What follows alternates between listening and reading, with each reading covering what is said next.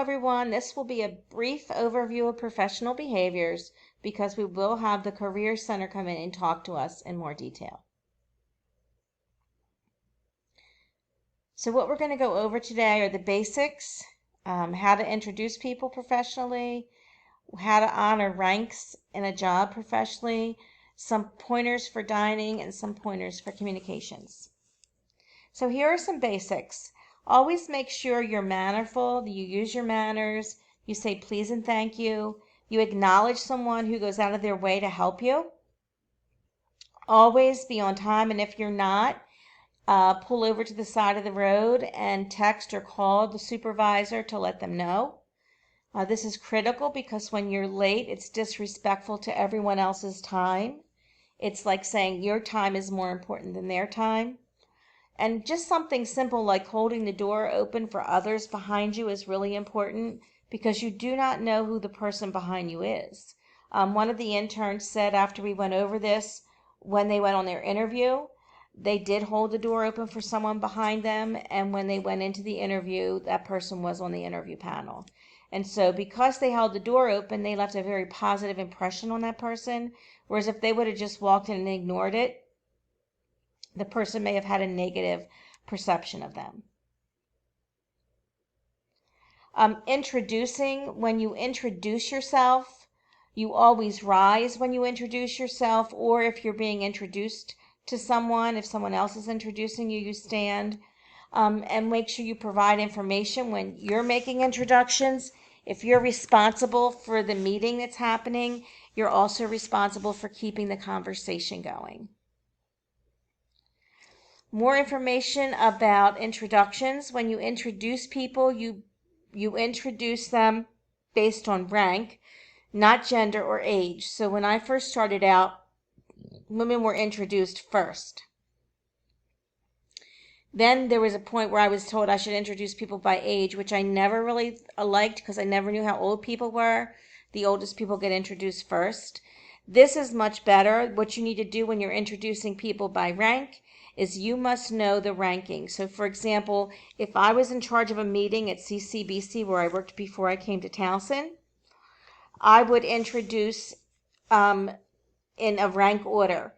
Right under here it says the visitors or guests outrank anybody who works there. So for example, when we had our sleep program accredited by the National Sleep Association and by the National Certifying Body, we had visitors come to us to go through all of our material to make sure that our program was ready to be accredited.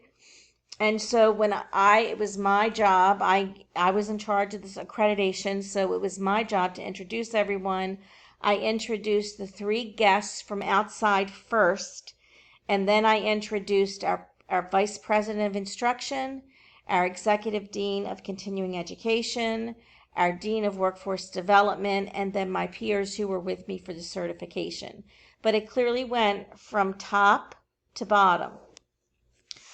Women and men both should stand when they're introduced, always smile and make eye contact, and try to make the forms of address equal. So for example, I said Vice President, Executive Dean, Dean. I didn't say Vice President, Executive Dean, and Mr. So they were all very similar titles. And that's very important because it's respectful. Next, you should never use an honorific when you are introducing yourself. And an honorific is a title that has some elitism to it. So you would not say, hello, I'm Dr. Yanchevsky, or hello, I'm Ms. Yanchevsky, or hello, I'm Mr. Yanchevsky. You would just say, I am first name, last name. And the first name, last name is important. I always had a hard time with this because nobody can say my last name. So you should say, I am first name, last name, and what your title is. You should never call a person by his or her first name when you're first meeting them or being introduced. That should happen much later once they invite you to not call them on a name by title and name. When you're going on interviews, you should not call the person by first name. You're not their equal. You are a student and they are an employer. when you're writing your letters, there should be not "Hi Susan" or "Dear Susan." It should be "Dear, title, last name," because that is respectful. When I worked at CCBC, the president and vice presidents all knew us, which was very weird to me. Like, how do they know all of us by name? But they did. And the president would say, "You don't need to call me Dr. Curtinitis," and the vice president of instruction said, "You don't need to call me Dr. McCullough. You can call us Sandy and Mark." Well, my whole department, even though they told us that, we still addressed them by doctor every time we met them. When we talked about them in our meetings, we called them Sandy and Mark, but we did not talk to them in that respect because we felt that they had earned a higher level of respect, and therefore we were honoring them with that title. Once you're at your internship for a while and you see what everybody in the area is doing, it's okay to start to call people by first name, but when you're interviewing or doing applications, that is not appropriate. This is really important. It's always important to get people's business cards, but rather than just taking the business card and walking away, if you ask for someone's business card, you need to look at it and make a comment. So, for example, you would say, "Oh, do you have any business cards?" The person gives you the business card, you look at it, and you say, "Oh my gosh, I see you work at Planned Parenthood," or "I see you work in the instructional design area of Planned Parenthood. I would really like to talk to you after the meeting because I have some great interest in blah, blah, blah, blah, blah." If you just take the card and put it in your pocket and walk away, you've made no impression on that person. But if you actually take the time to read it and make a comment, that will leave a very positive impression with them. These are some alternative handshakes that you might want to use. This came out with COVID, but personally, I've never liked shaking hands because you don't know what people do with their hands. Do they wash their hands? Do they pick their nose? How many dirty surfaces have they touched before they touch your hand? So these would all be appropriate ways to replace a handshake, but you really need to notice. So, for example, I recently met somebody new, and I don't really like to I don't like to touch people or shake their hands or anything. And she also looked hesitant. So I just talked to her and thanked her for what she had done for me. I did not shake her hand. And she didn't look at all concerned that I did not shake her hand. When I shake hands, as soon as I can, I go to the bathroom and wash my hands, or I use hand sanitizer. And so if you shake someone's hand and start pulling out the hand sanitizer, I think that's a little disturbing to people. It's better just to not shake their hands. To honor rank when you go on traveling, and sometimes there may be an incident where you go in like a minivan someplace because there's many of you going to the same location. To honor rank in travel, the last person in is the first person out, and that means the most senior person is the last person to get in. The least senior person is the first person to get in. And if you think about all the awards shows and everything, the most important person in that vehicle usually gets out first. So if you're like the star of a movie, you're the first one out of the vehicle, and then whoever's with you comes out after you. So if you're traveling with the president or the CEO or whomever, the goal is that person gets in last, and then they get out first. However, if someone jumps in front of you that's the CEO, you don't stop them and go, "Hey, wait a minute." You just let them get in.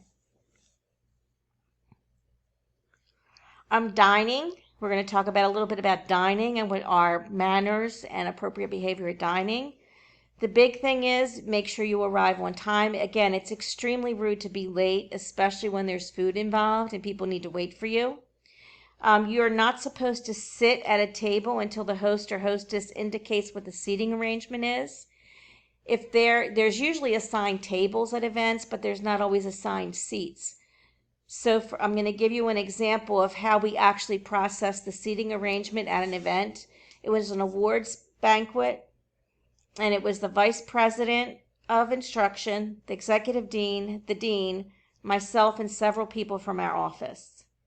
So we all got there before the most important people because they're much more busy than we are. And so we actually said, okay, we're assuming that the vice president, executive dean, and dean want to sit together. So these 3 seats are for them, and then we all sat down. So we actually thought out what the seating arrangement would be versus just sitting down. You're supposed to place your napkin in the lap when you're eating or drinking anything. And when ordering, keep in mind that you're at a business event. It's not that you're going to dinner or lunch. You're going to a business event that serves food. And so, for example, you need to think about what you order. So, boneless chicken might be easy. Fish might be, I personally would never recommend fish because there's so many things that could go wrong with it. But you don't want to order wings or crab legs or any other type of finger food that's going to be messy. You need to be aware of what's going to be happening while you're dining at this business event. Other things, you don't want to hold up the order because you can't make a decision. Listen to what other people are getting, ask the server for suggestions, and then make an order. Again, be aware of what people are ordering. The rule is, and people don't always do this, but the rule is you are not supposed to start eating at a table until everyone has their food. That's the rule. So that means if 3 people at the table get their food and 2 people do not, those 3 people are not supposed to start eating until everybody is served. The polite thing to do, so if you get your food and other people don't, you should not start eating. But if you are the person who does not get their food, you could simply say, don't feel like you have to wait, just go ahead and get started. That's polite. Otherwise, they might be waiting for you to get your food before they start. You want to keep your hands in your lap unless you're eating, unless you're using them to eat, because you don't want your hands to be flying all over the place and, knocking things over. You should be sitting up straight with the arms close to your body, and this is a really big deal, and I want you to think about it every time you eat. You're supposed to bring the food to your mouth, not your mouth to the plate or bowl. So, for example, if you're eating a salad, which some people think is an easy thing to eat, you should take the salad on a fork and move it all the way to your mouth versus meeting the fork halfway. In reality, salads and soups are very difficult to eat this way. But if you were having steak and potatoes or chicken breast and potato, that's much more easy to get from your plate to your mouth without leaning towards the plate. And again, I challenge you to watch yourself eat. Most of us put our heads to the plate, not our food to our head. Also, you need to look around and see how quickly or slowly people are eating. I eat very quickly. I eat quickly mostly because I started my career as a teacher, and teachers get about 20 minutes to eat at the max. So we can't leave our rooms until the room's empty, and we have to get back to our rooms before people get there. So that leaves at max 20 minutes to eat a meal. And because of that, I've always eaten very quickly, and I still eat quickly, and I still make myself stop routinely and look around the room to see, are people way ahead of me? Or are they way behind me? Like, how quickly are people eating here? You don't want to be done eating your entire meal before people have even started the main course. And likewise, you don't want to be finishing your salad when people are starting to eat dessert. So keep that in mind. The napkin goes on the chair if you excuse yourself from the table. Your napkin is next to your plate when you're finished eating. That indicates to the server they can clear your plate. You push the chair under when you're excusing yourself, and the reason that would be is that if the chair is sitting out, it's more likely to be tripped over. And then the other thing is there's going to be situations where you're out at a very fancy place to eat and the utensils are going to be overwhelming. But you don't need to know everything. You just need to know to use your utensils from the outside in. So if the first thing you get is a salad, you would use fork B. C would be your main course fork, and D is probably your dessert fork, but N could also be your dessert fork. Go out to in. So just keep that in mind. This bigger spoon at the top, letter M, is a soup spoon. And so I believe in the slides there are notes at the bottom that actually tell you what everything is. You don't need to remember what everything is, but you do need to remember to use your utensils outside in. Other points to remember, try not to leave a spoon in a bowl or glass, and I think you guys could guess why. It'd be easy to flip it over and spill stuff. You should never be gesturing with a fork or knife. Again, what if it slips out of your hand and flies across the table and stabs somebody? Or what if a piece of food flies off your fork and smacks somebody in the face? Whoever grabs the wine list pays the check for wine. One of the things that's really critical, there's really no reason for you to be drinking at any work event, so there's no reason for you to touch the wine list. Talks about how to do soup. You're only supposed to season your food after you've tasted it, and that's because it's disrespectful to do so otherwise. If the food is delivered to you and you automatically put salt and pepper on it without tasting it, you are saying you know the cook did a bad job. Versus you taste it first and you're like, oh, this might need a little more salt or pepper or whatever. So you always taste your food first. If someone asks you for the salt, you pass both the salt and the pepper. You always pass them together. Items are always passed to the right. Now, if someone passes it to the left, you don't go, oh, I'm sorry, you're going the wrong way. But if you're the first person to pass something, it's nice to pass it the correct direction, and that is to the right. We're going to talk a little bit about communication and how people judge you on your communication. Communication tends to allow people to determine whether you're smart or not. If you have very strong communication, they think you're smart. If you do not have strong communication, they think you're not smart. Whether it's true or not, that's how the judgment goes. So verbally, you want to make sure you're using correct grammar and not using slang terms like kids instead of children. Nonverbal, we're going to look at some nonverbal. You need to show confidence in your nonverbal communication. And in your written communication, you also need to be mindful of spelling, grammar, and slang, and the tone, especially in emails. Emails can carry a tone, and you need to make sure the tone in your email is really what you mean. It's very easy to get abrupt in an email when you don't mean to. So we're going to look at some images. What is your image? When you're doing verbal communication and nonverbal is the way you appear, what does your image say about you? How does it impact the way you present yourself and what you say? And most importantly, how does it impact what is heard?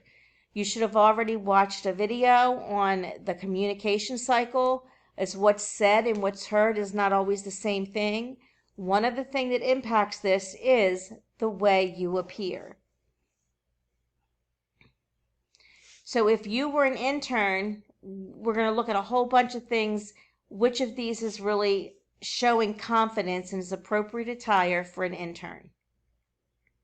When you see this, ask yourself, what is your image of the person and what will you hear when they speak? Will it be different? So let's look at some people. What image are they projecting of themselves and what will you hear when they speak? And are they dressed appropriately for an intern? Which of these people would you listen to? Who looks appropriate at a internship site?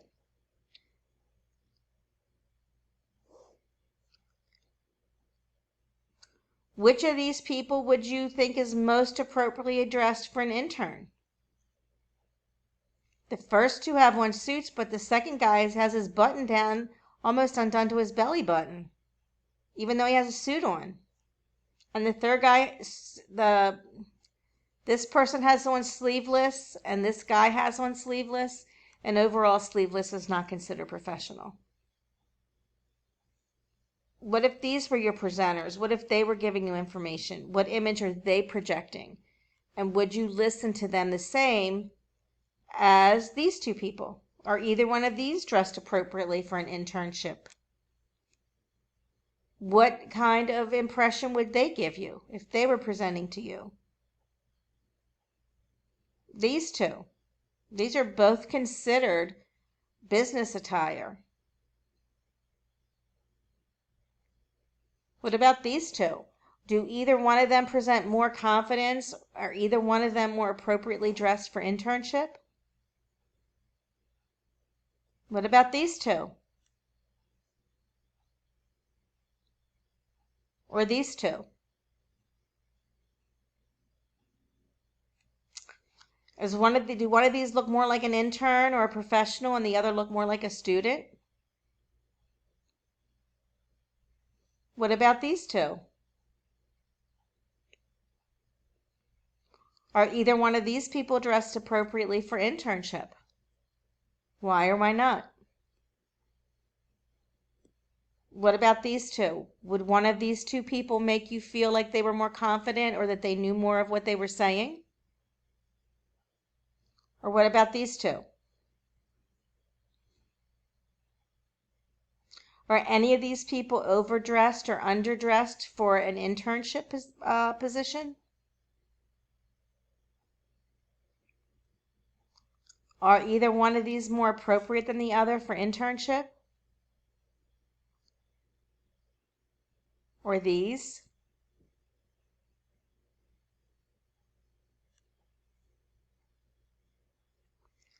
Just real quickly, if you look at the person on the left, her skin is showing.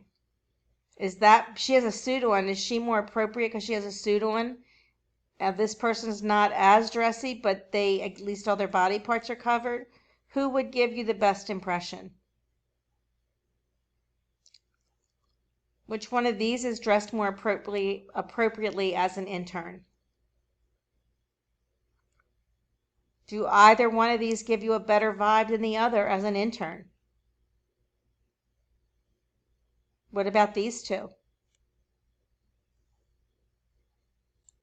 I'd like you to go back now through the video through those slides without me, and I'd like you to ask yourself, who is the audience for those people? Who's dressed appropriately to do a business presentation, to do a presentation to the CEO of a company, to the board of directors of an organization? Who's dressed more appropriately to address their peers, to address community members, to address program participants or recipients? You also have to keep in mind who the audience is. The way you dress to present to a CEO might be different than if you're in a community engagement activity. So you have to keep that in mind. One thing to keep in mind is to look around you at the people where you're working for cues. So if you're in a hospital setting and the clinical people wear clogs or tennis shoes, and you're in an office setting in a hospital, you don't wear what the clinical people wear. Look at the office setting to see what people are wearing.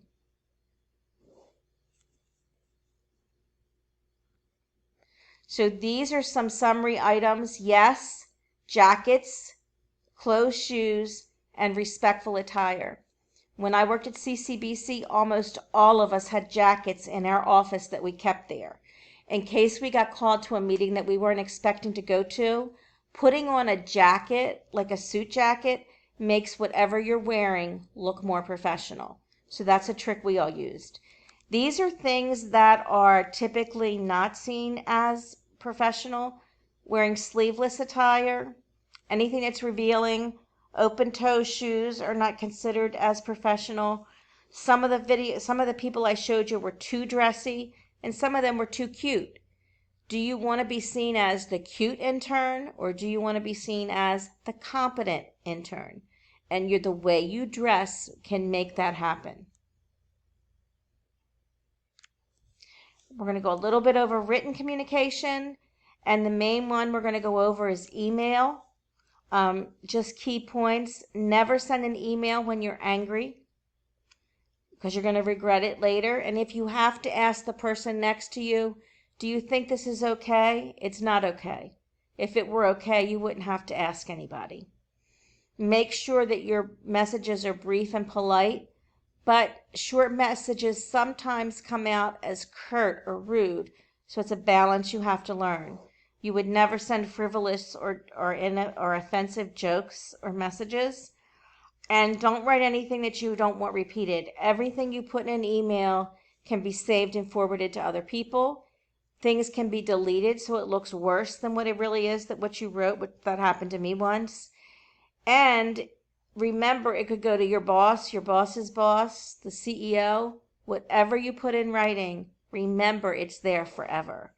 Also, emails are able to be pulled into court. So if there's something questionable, you don't want to put it in your email, that's a phone call or walk down the hall and talk to someone. Anything that you don't want to be seen in a courtroom, do not put in an email. Every place you work has rules on how often you're to answer your email. So the image on the right says you have 12 million terabyte unread emails. Of course, that's a huge number. At TU in our department, we're expected to respond to emails within 2 business days. Most places of business are going to expect you to respond to emails within 2 business days. If someone sends you an email asking you a question and you don't know the answer, you need to reply within 2 days stating, I don't know that answer, but I'm going to find it out within the next week. You don't just ignore it, you do respond. The wittiness in an email doesn't come off that way. Sometimes it just comes off as rude. I already talked about this, but a jury, a court, a judge, lawyers, anything in an email can be pulled into court. So make sure whatever is in that email is okay for court. And sometimes it's better to work out problems face to face or by phone, not through email. So if you send if an email goes back and forth 2 or 3 times and whatever the issue is not resolved, then stop sending emails and try a different approach. After you finish meeting with someone, you can summarize what was said, but if you can't fix it in an email, then do a different way. Not everything is solvable in email. When you reply, if someone sends you an email, you do not create a new email to respond. You use the reply button and you respond to that email. The reason you do that is because you want there to be a chain of emails all connected together. If you change the subject or you start a new email to answer something that was asked of you, the emails are not linked together, and then it's very hard to follow what happened over history. Before you hit that send button, make sure you look at it one more time for appropriateness and grammar and spelling. I already talked about if you can't answer somebody's question, you still need to email them and let them know. You need to pay very careful attention to where your email is going. I've done this like 2 years ago. Everybody does it occasionally. I hit reply all to an email and I asked a question like, my question was, are we supposed to know the answer to this? And then somebody emailed me back and said, do you know you replied all on that? I'm like, oh, it wasn't rude, but that would have been better sent just to 3 or 4 people versus everybody that was on that list. And then before you reply, ask yourself, is the reply really warranted? So at Towson, our department chair wants us to respond to every email he sent that they send. And so that's what I do. I don't think it's really necessary if someone gives you information to respond, but if that's what the boss wants, that's what I'm going to do. But you need to ask yourself, sometimes you don't need to reply, but you also need to be aware of what the expectation is. Now in Microsoft Outlook, I can just give a thumbs up. So that's often what I do, is just to let them know I read it. Subject lines are really, really important in an email. Always have a subject line in your email and make the subject line meaningful, because when I was at CCBC and I was a director, I usually got over 100 emails a day. And if I were at meetings all day long, I couldn't read all my emails at one time. So first I would skim through to see who they were from, and I answered the president, vice president, and deans first. Then I looked at subject lines, and if there was a subject line that was really serious, then that was something I read right away. So for example, it might say potential lawsuit. I'm going to read that email immediately because we have an issue and I need to find out what the issue is so I can share it with my supervisors. One time, the building was sort of on fire and the subject line said, "We're having a fire." And I'm like, okay, let me call immediately. So that's really important. The subject line is very important. Maybe your subject line just says FYI for your information. Or maybe your subject line says update on topic. But it lets the person who's getting the email determine how quickly it needs to be read. And if it says something like just an FYI, it means you don't need them to do anything. You're just letting them know something. And the next item is there should only be one topic per email. The reason there's one topic per email, there's a lot of reasons. One is it's very easy. It's easier to follow what needs to be done if each email has one topic. Here's the topic. This is what needs to happen. When I'm done with it, I can file it. If there's 5 things in an email, now I'm going to have a hard time tracking how much is complete and how much is not complete. It's also harder to accumulate the emails related to one topic when there's so many different things in one email. Message length, again, keep it short. Try to stay on subject as much as possible. You all know that all caps means you're yelling. And the grammar and spelling, people will judge you on the way you write. You could write well and have an average IQ and people will think you're brilliant. And you could be brilliant and not write so well and people will assume you're not smart. So that's spelling and grammar that everybody is harassing you about at college. It's because it does show, it gives a perception of you to other people. And you want that to be a good perception. Some places with electronic devices, they do not allow them in facilities. You must leave your cell phone or other electronic devices in your car, especially if it's a government contract consultant type organization. Healthcare places often do not let they don't want phones being used while you're working. Every place has rules. You need to follow those rules. Some office etiquette issues. One is if you get a personal call, you need to get up and leave your desk and go someplace semi-private to talk. It's not appropriate to talk about your personal business or whatever in front of coworkers. And another one that happens with the phones is that if you leave your desk and your cell phone is there, you need to mute it. Because if you're gone for an hour and your phone is ringing constantly and buzzing with text messages constantly, it's very disruptive to other people.